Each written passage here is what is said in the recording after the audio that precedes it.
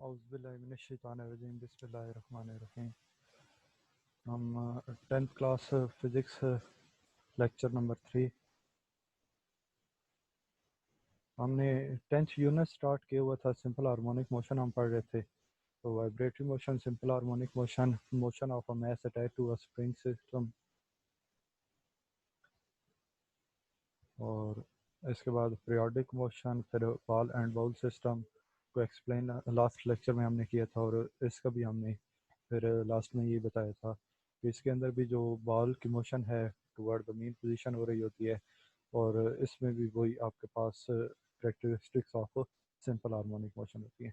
तो ball and bowl system में जो बॉल की मोशन है वो आपके पास सिंपल हार्मोनिक मोशन होती है। तो नेक्स्ट लेक्चर नंबर 3 हमारा अब स्टार्ट हो रहा है। तो इसमें हम सिंपल पेंडुलम स्टडी करने लगे हैं। ठीक है।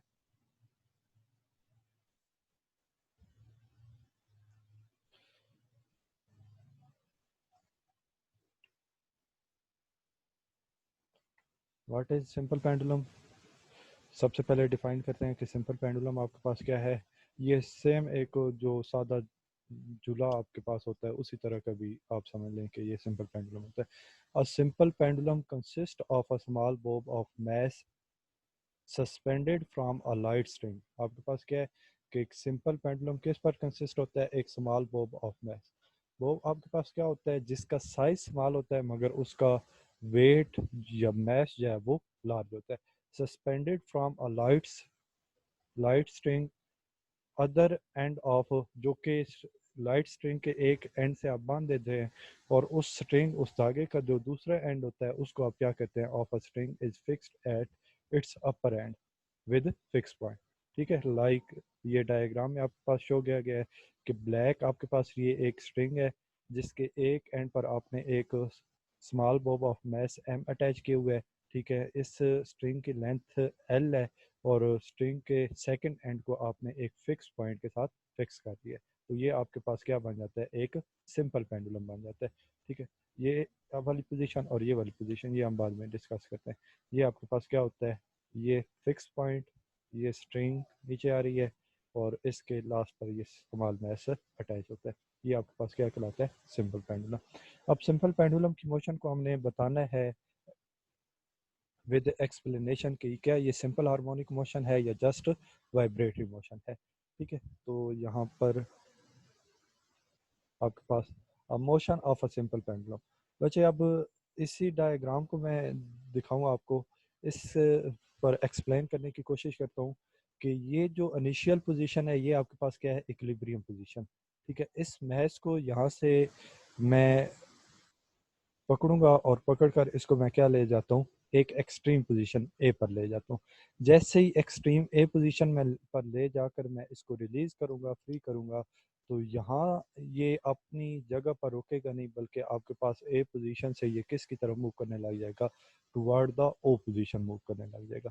ये जो toward the O position move करेगा, ये क्यों करेगा? इसमें अब बच्चे आपके पास ये जो स्ट्रिंग है इसके अंदर टेंशन प्रोड्यूस हो रही होती है। टेंशन की डायरेक्शन हमेशा क्या होती है? टुवर्ड द फिक्स पॉइंट होती है। ठीक है। और इस मैस का एक वेट है जो कि हमेशा क्या एक्ट कर होता है? डाउनवर्ड एक्ट कर होता है। अगर हम फर्स्ट ऑफ ऑल इस इक्विलिब्रियम पोजीशन पर डिस्कस करें तो ये स्ट्रिंग की के अंदर जो टेंशन प्रोड्यूस हो रही है इसकी डायरेक्शन क्या है? Directly upward toward fix point है, जबकि मैस एम की क्या है? डाउनवर्ड है। तो यहाँ से मैस एम की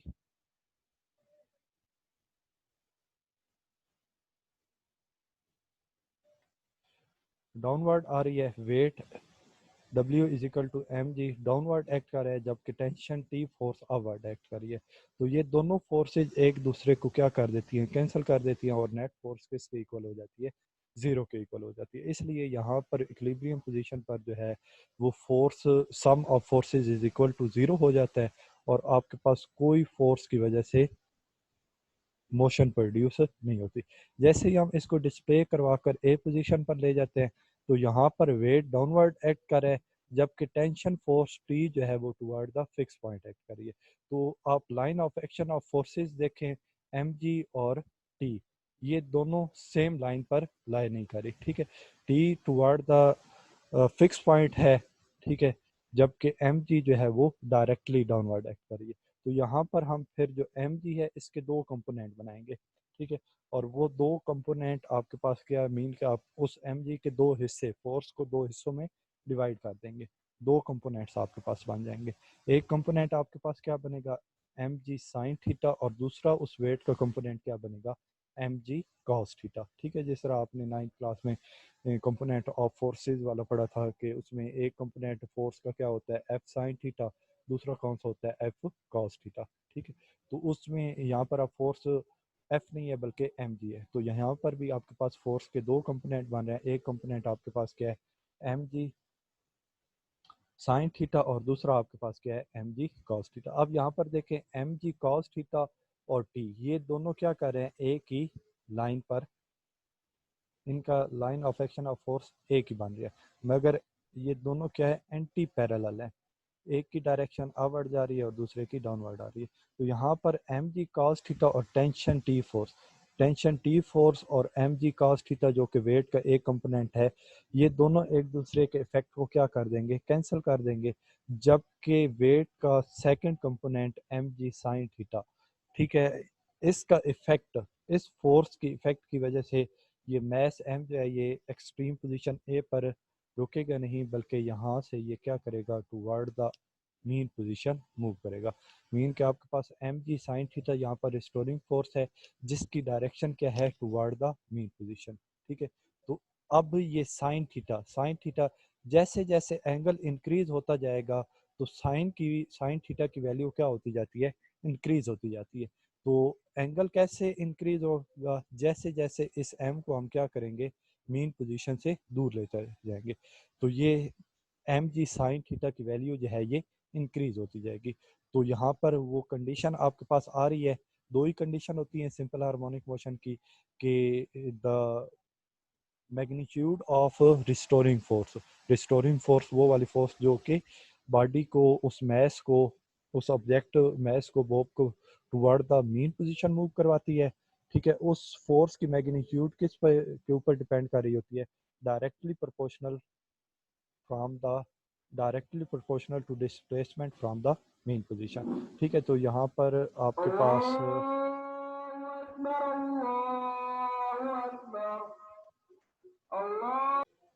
तो ये रिस्टोरिंग फोर्स किस पर डिपेंड कर रही है, एंगल पर डिपेंड कर रही है, और एंगल किस पर डिपेंड कर रहा है, distance between O and A. तो restoring force, the magnitude of restoring force is directly proportional to the distance from the mean position, और सेकंड इस रिस्टोरिंग फोर्स की डायरेक्शन क्या है, टुवर्ड द मीन पोजीशन। तो इससे आपके पास जो characteristics of simple harmonic motion या condition of simple harmonic motion जो है वो आपके पास फुलफिल हो रही है। और फिर वही आपके पास पुरानी बातें अब आपके पास आ जाएंगी, जो पहले दो लेक्चर में हम बड़ी अच्छी तरीके से डिस्कस कर चुके हैं, कि ये आपके पास मैस एम जो है toward the mean position move करेगा। जैसे जैसे ये मीन पोजीशन ओ की तरफ मूव करता जा रहा होगा, रिस्टोरिंग फोर्स की मैग्नीट्यूड जो है वो डिक्रीज होती जाएगी, और एट द मीन पोजीशन जो है वो रिस्टोरिंग फोर्स की वैल्यू जो है इक्वल टू जीरो हो जाएगी। बट ओ पोजीशन पर, मीन पोजीशन पर आपके पास मैस एम जो है वो स्टॉप नहीं करेगा, ड्यू टू इनर्शिया ये क्या करेगा, सेकंड एक्सट्रीम पोजीशन की तरफ मूव करेगा। और जैसे जैसे ये सेकंड एक्सट्रीम पोजीशन की तरफ मूव करेगा, रिस्टोरिंग फोर्स की मैग्नीट्यूड इंक्रीज होती जाएगी, जबकि वो रिस्टोरिंग फोर्स की जो डायरेक्शन है, वो किस की तरफ रहेगी, टुवर्ड द मेन पोजीशन। तो इस तरह आपके पास क्या होगा, ऐसे ऐसे वेलोसिटी जो है वो डिक्रीज होती जाएगी, और जब मैस एम जो है वो सेकंड एक्सट्रीम पोजीशन बी पर पहुंचेगा, तो वहां पर वो उसकी वेलोसिटी जीरो हो जाएगी, और उसके अंदर एक्सेलरेशन प्रोड्यूस होगा। उस एक्सेलरेशन की भी डायरेक्शन क्या होती है, टुवर्ड द मेन पोजीशन। और यहाँ पर फोर्स मैक्सिमम होगी, तो यहाँ पर एक्सेलरेशन जो है वो भी मैक्सिमम हो जाएगा। तो इस तरह आपके पास फिर बी पोजीशन से मैच जो है वो दोबारा पोजीशन मेन पोजीशन की तरफ मूव करने लग जाएगा, और आपके पास ये मोशन जो है ये कंटिन्यू रहेगी, ठीक है। तो रीडिंग कर लेते हैं, a motion of a simple pendulum, a simple pendulum also exhibit simple harmonic motion, SHM, simple harmonic motion. It consists of a small bob of mass m suspended from a light string of length small l, यहाँ पर लिख लीजिएगा, string of length small l, ठीक है, book में लिखा हुआ होगा, आप देख लीजिएगा वहाँ से। Fix at its upper and, वही आपके पास बात आ रही है कि मैस एम है जो कि एक लाइट स्ट्रिंग का क्या मतलब है, जिसका वेट कम हो। अब एक धागा होता है तो उसका वेट क्या होता है, ना होने के बराबर होता है, जबकि एक रस्सी जो है उसका ठीक ठाक वेट होता है, उसका मैस होता है। तो ये जो आपने यहाँ पर स्ट्रिंग लेनी है, ये आपके पास थ्रेड नुमा हो, धागा सा हो, ठीक है। In equilibrium position O, the net force on the bob is 0 and the bob is stationary.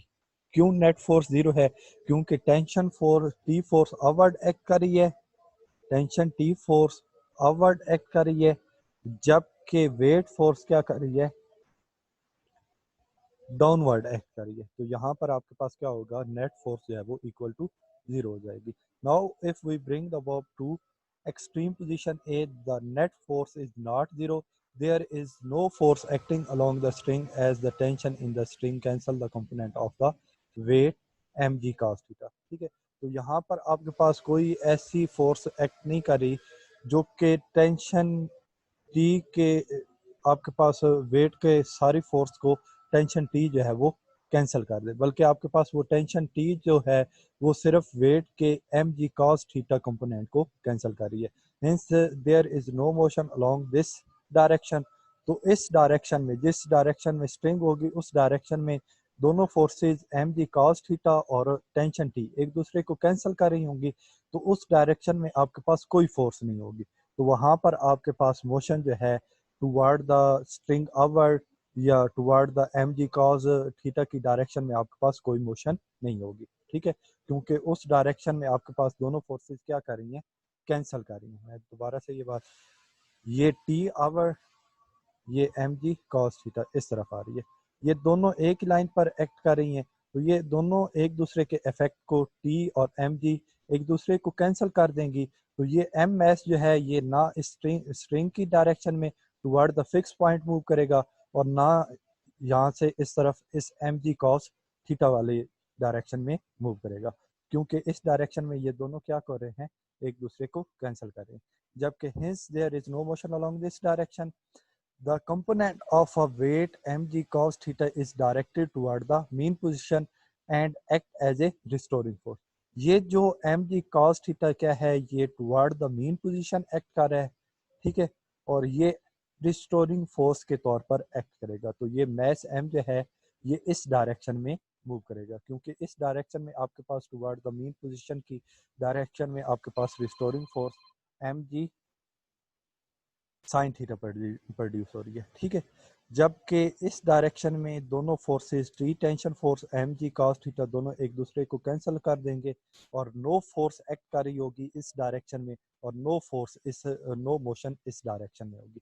जबकि इस डायरेक्शन में रिस्टोरिंग फोर्स क्या है, एम जी साइन थीटा, और इसी डायरेक्शन में आपके पास बॉडी जो मैस जो है वो मूव करेगा, ठीक है। Due to this force the bob start moving toward the mean position at O. The bob has got the maximum velocity, and due to inertia, it does not stop at O. Rather, it continue to move toward the extreme position B.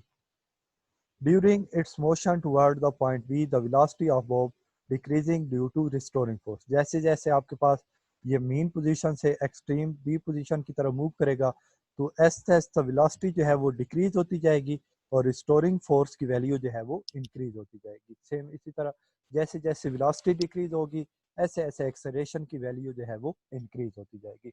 Mean के आपके पास जब ओ position से B position की तरफ mess जा रहा है, तो उसकी फोर्स की वैल्यू डिक्रीज होती जाए, फोर्स की वैल्यू इंक्रीज होती जाएगी, एक्स और वेलोसिटी की वैल्यू डिक्रीज होती जाएगी और एक्सेलरेशन की वैल्यू भी इंक्रीज होती जाएगी।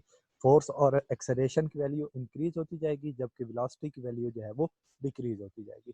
और इस दौरान आपके पास फोर्स और एक्सेलरेशन की डायरेक्शन हमेशा क्या रहेगी, toward the O position, toward the mean position. The velocity of bob becomes zero as it reaches the point B. The restoring force mg sin theta still act toward the mean position O. फिर B position पर produce जाएगा तो same उसी तरह आपके पास tension T के sorry weight force के component produce होंगे बनेंगे, जिसमें आपके पास एम जी कास थीटा और एम जी साइन थीटा आएगा। तो उसमें से दोबारा से वही एम जी साइन थीटा जो है वो एज ए रिस्टोरिंग फोर्स के तौर पर एक्ट करेगा और मैस एम को toward the mean position move करेगा। This force the bob again start moving toward the mean position O. In this way the bob continue its to and from motion about the mean position. It is clear from the above discussion that the speed of the bob increasing will moving from point A to O. जैसे जैसे आपके पास extreme position A से O की तरफ move करेगा तो आपके पास velocity जो है वो स्पीड जो है वो इंक्रीज होती जाएगी due to restoring force which act toward the O, ठीक है। And therefore acceleration of bob is also directed toward the O। तो उस वक्त आपके पास एक्सेलरेशन की वैल्यू क्या होगी, toward the mean position. Similarly when the bob move from O to B, जब O से B की तरफ मूव करेगा its speed decreases due to restoring force which again act toward the O. Therefore, acceleration of the bob is again directed toward the O. It follows that the acceleration of a bob is always directed toward the mean position O. Hence, the motion of a simple pendulum is simple harmonic motion. ठीक है, बड़े ये कुछ explanation अब हो गई है, पहले इसकी बहुत डिटेल के साथ हमने एक्सप्लेनेशन पहले 2 लेक्चर में की है, तो वही बातें आपके पास तीनों लेक्चर में रिपीट हो रही हैं। ठीक है, तो नेक्स्ट अब ये सिंपल पेंडुलम की या झूले की जो आपकी मोशन होती है तो वो आप देखें तो थोड़ी देर बाद आप क्या आ जाते हैं, पहले वाली पोजीशन पर आ जाते हैं। तो एक फिक्स टाइम के बाद क्या आ जाता है, मैस अपनी पोजीशन ए पर आ जाता है। ठीक है, दोबारा एक्सट्रीम पोजीशन पर आ जाता है। तो ये आपके पास कौन सी मोशन आ रही है, फिक्स टाइम के बाद मैस एम जो है वो अपनी मोशन को रिपीट करे, तो ये मोशन भी आपके पास क्या है, पीरियोडिक मोशन है। तो लास्ट टाइम भी मैंने आपको बताया था कि जो पीरियोडिक मोशन होती है उसका टाइम पीरियड होता है। तो जिस तरह आपके पास हॉरिजेंटल मैस स्प्रिंग सिस्टम का हमने टाइम पीरियड डिफाइन किया था, इसी तरह सिंपल पेंडुलम का भी टाइम पीरियड है। ये टाइम पीरियड किसके इक्वल होता है, t is equal to 2πl/g का अंडर रूट। ठीक है, वो पहले वाला किसके इक्वल था, t is equal to 2πm/k। m/k है तो वो किसका टाइम पीरियड का रिलेशन है, हॉरिजेंटल मैस स्प्रिंग सिस्टम का। और अगर t is equal to 2πl/g है तो ये किसके टाइम पीरियड का रिलेशन है, ये सिंपल पेंडुलम का है। l क्या है, जो आपके पास वो स्ट्रिंग है, जो थ्रेड है उसकी लेंथ है। ये आपके पास क्या है, ग्रेविटेशनल एक्सेलरेशन जिसकी वैल्यू फिक्स्ड होती है 10 मीटर पर सेकंड स्क्वायर। और टी आपके पास क्या है, टाइम पीरियड। 2 आपके पास कांस्टेंट है, 5 भी आपके पास कांस्टेंट है। ठीक है, 5 की वैल्यू आपके पास किसके इक्वल होती है, 3.14 के इक्वल होती है। अब हमारा समराइज हम करने लगे हैं main important features of simple harmonic motion. ठीक है, characteristics of simple harmonic motion. तो जो हम 3 लेक्चर कर चुके हैं उनको हम अब समराइज करें। तो सबसे पहले आपके पास क्या आ रहा है, a body executing simple harmonic motion always vibrates about a fixed position. पहली आपके पास क्या आ रहा है कि जो बॉडी सिंपल हार्मोनिक मोशन में होगी वो एक फिक्स पॉइंट के अबाउट, एक फिक्स पोजीशन के अबाउट क्या करती रहेगी, वाइब्रेट करती रहेगी। वो फिक्स पोजीशन का नाम आपके पास क्या होता है, मीन पोजीशन आप कह रहे होते हैं, extreme position sorry mean position कह रहे होते हैं, और इक्विलिब्रियम पोजीशन कह रहे होते हैं। ठीक है, और उसको डिनोट आप ओ के साथ कर रहे होते हैं। It's acceleration is always directed toward the mean position. its acceleration is always directed toward the mean position, जो कि हम पहले बता चुके हैं कि फोर्स की डायरेक्शन हमेशा क्या होती है, टुवर्ड द मीन पोजीशन। तो फोर्स और एक्सेलरेशन जो है ये आपके पास according to Newton second law इन दोनों की डायरेक्शन और मैग्नीट्यूड जो है वो आप इस तरह से समझ लें कि सेम होती है, ठीक है। तो it's acceleration is always directed toward the mean position. Restoring force की डायरेक्शन क्या होती है? Always toward the mean position होती है। तो इसी तरह एक्सेलरेशन की डायरेक्शन भी is always directed toward the mean position होती है, ठीक है। थर्ड आपके पास क्या आ रही है? The magnitude of acceleration is always directly proportional to its displacement from the mean position. Acceleration will be zero at the mean position, will it be maximum at the extreme position? क्योंकि आपके पास magnitude of force क्या होती है? Directly proportional to the displacement from the mean position, और force जो है वो mean position पर जीरो होती है और एक्सट्रीम पोजीशन पर मैक्सिमम होती है। तो उसी तरह आपके पास एक्सेलरेशन जो है वो भी आपके पास क्या है? Always directly to proportional to its displacement from the mean position, और एक्सेलरेशन मीन पोजीशन पर जीरो होगा, जबकि एक्सट्रीम पोजीशन पर आपके पास मैक्सिमम होगा। और इसके अपोजिट वेलोसिटी की बात आती है। वेलोसिटी जो है वो मीन पोजीशन पर मैक्सिमम होगी और एक्सट्रीम पोजीशन पर वो आपके पास जीरो होगी। Its velocity is maximum at mean position and zero at extreme position,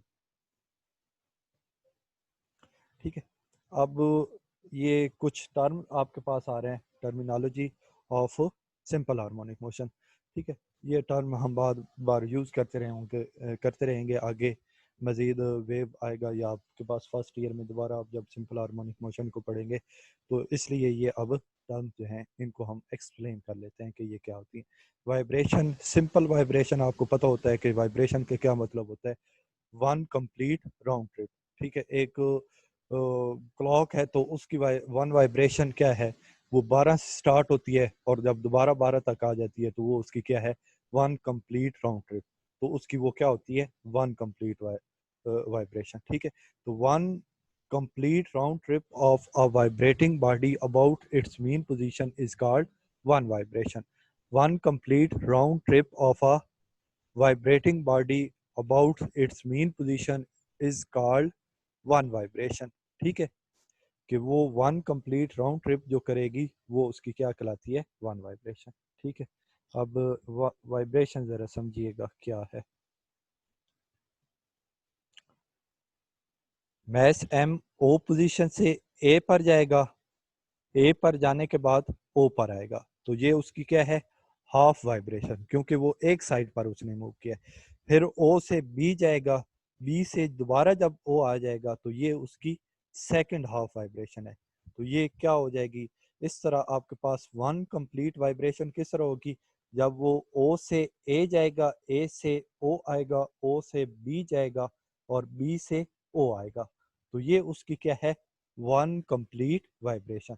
और बात एक याद रखिएगा कि मैस एम ओ से ए तक जाने के लिए जितना टाइम लगाएगा इतना ही टाइम ए से ओ तक आने के लिए लगाएगा, और ओ से बी तक जाने के लिए जितना लगाएगा इतना ही बी से ओ तक आने तक टाइम लगाएगा, ठीक है। और दोनों साइड पर ओ से ए से ओ और ओ से बी और बी से ओ जो टाइम लगेगा वो दोनों इक्वल टाइम होंगे, ठीक है। तो इसका मतलब क्या है कि हमारी जो वन वाइब्रेशन है वो चार हिस्सों में तकसीम हो रही है। पहले ओ से एक वन पार्ट, ए से ओ सेकंड पार्ट, ओ से बी थर्ड पार्ट, बी से ओ फोर्थ पार्ट। तो ये हमारी वन वाइब्रेशन जो है ये चार पार्ट में कंप्लीट होती है। तो इन चारों पार्ट्स में आपके पास जो टाइम है वो सेम लगता है। पार्ट ए में जो टाइम लगेगा, पार्ट बी सेकंड पार्ट में, थर्ड पार्ट में और फोर्थ पार्ट में जो टाइम लगेगा वो इक्वल होगा, ठीक है। तो वन वाइब्रेशन क्या है? ओ से ए से ओ से बी से ओ। तो ये वन वाइब्रेशन हुई इस सिंपल पेंडुलम की। इसी तरह यहाँ से फिर बॉल एंड बाउल सिस्टम की भी इसी तरह होगी। ओ से ए से ओ से बी से ए। ये वन कंप्लीट वाइब्रेशन है,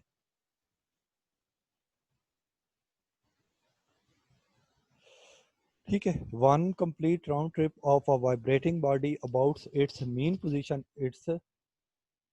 its mean position is called one vibration. Next time period आ रहा है। The time taken by a vibrating body to complete one vibration is called time period. अगर फॉर एग्जांपल ये simple pendulum जो है ये एक vibration एक सेकंड में कंप्लीट करता है तो उस सिंपल पेंडुलम का टाइम पीरियड क्या होगा? 1 सेकंड होगा। अगर वो एक वाइब्रेशन 2 सेकंड में कंप्लीट करता है तो उसका टाइम पीरियड क्या हो जाएगा, 2 सेकंड। अगर वो 3 सेकंड में अपना 1 वाइब्रेशन कंप्लीट करता है तो उसका टाइम पीरियड क्या हो जाएगा, 3 सेकंड। ठीक है, अगर वॉच की एग्जांपल लें तो उसकी जो सेकंड वाली नीडल होती है वो आपके पास 1 कंप्लीट राउंड ट्रिप जो है वो कितने से सेकंड बात करती है, 60 सेकंड बात करती है। ठीक है, तो इस तरह आपके पास डिफरेंट आप एग्जांपल लेकर उनके टाइम पीरियड भी बता सकते हैं। ठीक है, तो ये टाइम पीरियड आप एक्सपेरिमेंटली मेजर कर सकते हैं। स्टॉप वॉच आपके पास होती है, आप उसे स्टार्ट करते हैं जब बॉडी जब आपका मैच जो है वो मीन पोजीशन से गुजर रहा होता है। ठीक है, जब वो दोबारा 1 वाइब्रेशन कंप्लीट करके आता है तो उस वक्त स्टॉप वॉच को आप क्या कर देते हैं, स्टॉप कर देते हैं। और इस तरह आप स्टॉप वॉच के थ्रू क्या मेजर कर लेते हैं, किसी भी वाइब्रेटिंग बॉडी का टाइम पीरियड मेजर कर लेते हैं। ठीक है, नेक्स्ट आपके पास फ्रीक्वेंसी आ रही है। द नंबर ऑफ वाइब्रेशंस और cycles of vibration body in 1 second के इज कॉल्ड इट्स फ्रीक्वेंसी। इसका मतलब क्या बन रहा है कि अगर एक बॉडी 1 सेकंड में एक वाइब्रेशन कंप्लीट कर रही है तो इसमें अब हमने क्या रखना है, जो टाइम है वो फिक्स कर देते हैं 1 सेकंड, और हम वाइब्रेशन देखते हैं कि वाइब्रेशन कितनी कंप्लीट होती है। तो फॉर एग्जांपल 1 सेकंड में एक वाइब्रेशन कंप्लीट होती है तो फ्रीक्वेंसी क्या आ जाएगी, 1 हर्ट्ज। और अगर 1 सेकंड में आपके पास 2 वाइब्रेशन कंप्लीट हो जाती हैं तो फ्रीक्वेंसी क्या आ जाएगी, 2 हर्ट्ज आ जाएगी। ठीक है, और अगर आपके पास 1 सेकंड में 3 वाइब्रेशन कंप्लीट होती हैं तो आपके पास फ्रीक्वेंसी कितनी आ जाएगी, 3 हर्ट्ज। तो यहाँ पर हमने एक एग्जांपल बताई थी, ये human air drum can oscillate back and forth up to 20,000 time in 1 second. तो इसका मतलब क्या है कि 1 सेकेंड में कितनी वाइब्रेशन कंप्लीट हो जाती हैं, 20,000 कंप्लीट हो जाती हैं। एयर ड्रम की कितनी वाइब्रेशन कंप्लीट हो जाती हैं, 20,000 वाइब्रेशन कंप्लीट होती हैं 1 सेकेंड में। तो उसकी फ्रीक्वेंसी कितनी है, 20,000 हर्ट्ज आपके पास आ गए। ठीक है, यूनिट भी यहाँ पर बता देता हूँ आपके पास फ्रीक्वेंसी का यूनिट। अब ये फ्रीक्वेंसी और टाइम पीरियड का रिलेशन क्या है, ये एक दूसरे के रेसिप्रोकल होते हैं। ठीक है, it is reciprocal of time period. F is equal to 1/t। F आपने स्मॉल लिखना है, टाइम पीरियड को आप हमेशा कैपिटल टी के साथ आप डिनोट करते हैं और फ्रीक्वेंसी को स्मॉल एफ के साथ आप डिनोट करते हैं। तो 1/t, टी का यूनिट क्या होता है, सेकेंड। तो फ्रीक्वेंसी का यूनिट क्या हो गया, पर सेकेंड। ठीक है, फ्रीक्वेंसी का यूनिट क्या हो गया, पर सेकेंड। और पर सेकेंड को आप क्या कहते हैं, हर्ट्ज कहते हैं। ये एक साइंटिस्ट था हर्ट्ज, उसने अपने नाम पर फ्रीक्वेंसी का यूनिट रखा था क्योंकि उसने ही फ्रीक्वेंसी का यूनिट ड्राइव किया था। ठीक है, तो नेक्स्ट अब आपके पास एम्पलीट्यूड आ रहा है। The maximum displacement of a vibrating body on either side from its mean position is called its amplitude. आपके पास O से A तक का जो डिस्टेंस होता है वो मैक्सिमम डिस्टेंस होता है। उस मैक्सिमम डिस्टेंस, उस मैक्सिमम डिस्प्लेसमेंट को आप क्या कहते हैं, एम्पलीट्यूड ऑफ वाइब्रेटिंग बॉडी। या O से B तक जो मैक्सिमम डिस्प्लेसमेंट होता है या O से A तक जो मैक्सिमम डिस्प्लेसमेंट होता है उसको आप एम्पलीट्यूड कहते हैं। अब कोई बॉडी ओ और ए के दरमियान लाई कर रही है तो उसके लिए हम जस्ट क्या यूज करते हैं, वर्ड डिस्प्लेसमेंट। जब बॉडी आपके पास ए पोजीशन पर होगी तो देन आप क्या कहेंगे कि वो एम्पलीट्यूड पर है। ठीक है, मैक्सिमम डिस्प्लेसमेंट पर है, उसका एम्पलीट्यूड वो है। ठीक है, तो maximum displacement of a vibrating body on either side from its main position is called its amplitude. ठीक है, ओ से ए तक या ओ से बी तक जो आपके पास मैक्सिमम डिस्प्लेसमेंट होता है उसको आप क्या कहते हैं, एम्पलीट्यूड कहते हैं।